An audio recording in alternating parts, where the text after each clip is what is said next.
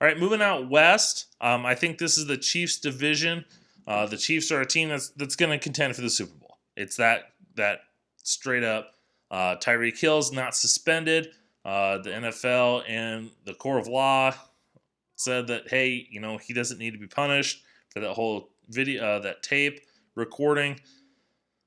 So he'll be back. That's a big boost to this offense. Now you've got, Sammy Watkins, you've got Tyreek Hill, and then you add Mecole Hardman, who they drafted in the second round, another speed guy, a guy that they thought they may have to use to replace Tyreek Hill.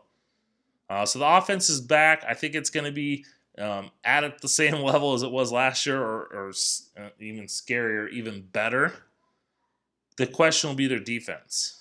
They went away from the 3-4. D Ford's gone. Justin Houston's gone. Now they're in a 4-3. They got Frank Clark. Okay? You assume Chris Jones will be back off of his holdout. They got Darren Lee from the Jets. I think their front seven is better than it was last year. I think their secondary takes a slight step back, but with today's NFL and all that the things that it prevents the defense from doing, secondaries are at a disadvantage anyway.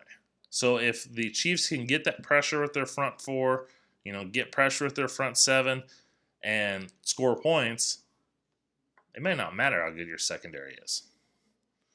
I think the Chargers are another playoff team. It makes me nervous a little bit that Melvin Gordon is holding out. He wants to get paid.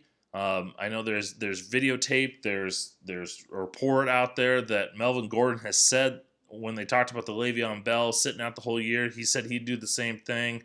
The Chargers are notoriously stingy with their money. We saw that with Joey Bosa. They did not want to give him his money all up front that he wanted. They wanted to spread it out. Just little things when they had to pay him the money anyway. And so they're very stingy. They're very old school with how they do stuff financially. So that doesn't bode well for Melvin Gordon. Melvin Gordon's camp has asked for a trade. I think this is going to get messy. I think they need him. I think they're still a talented team. They got a good defense. They got Phillip Rivers. They got receivers. They've got some backs that have proved themselves in the past. But if this is a team that wants to go to the playoffs and wants to go deep into the playoffs, they're going to need Melvin Gordon. Doesn't help that Russell Okung, their left tackle, has been sidelined for camp. He had a blood clot issue that's caused him to miss all of training camp. So is he going to be ready for the start of the season? Obviously, you want him in full health and be healthy, but how is that going to affect their team? They don't have, the offensive line is built for what they want to do. If they don't have their starting left tackle, is that going to affect, you don't have your left tackle, you don't have your running back.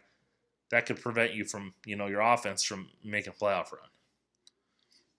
run. Denver, Oakland, I think are going to kind of round out this division, 3 and 4. I could see them kind of flip-flopping. Right now I have Denver finishing third, Oakland finishing fourth. I wouldn't be surprised, Oakland, with all the additions that they've made, Antonio Brown, drafting Josh Jacobs. They've kind of revamped this team this offseason. I could see them hitting it and having a good season, finishing in the teens when it comes to the NFL draft. But they could also blow it up. So you never know. A lot of personalities on that team. If something goes sour, you could see it completely fall off. Like I said, I see Denver finishing third. They kind of finished that last year, and they got a better quarterback now in Joe Flacco rather than Case Keenum. So I think that will help. He's got a lot of talent around him. Emmanuel Sanders has been tearing it up at camp. Noah Fant gives him that tight end that he really likes. You've got Cortland Sutton, who started to come on last year. Philip Lindsay will be back. They're hoping Royce Freeman will be back. I think Vic Fangio is going to get that defense back in order. So I think this is a team, once again, just like they kind of have been, they'll toy with the playoffs, and they'll pick in that 17 to 19 area, but they're not a playoff team.